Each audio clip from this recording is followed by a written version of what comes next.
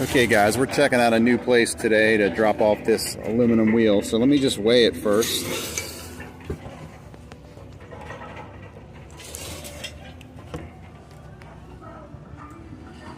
So it looks like we are around 24 pounds, maybe 25 pounds.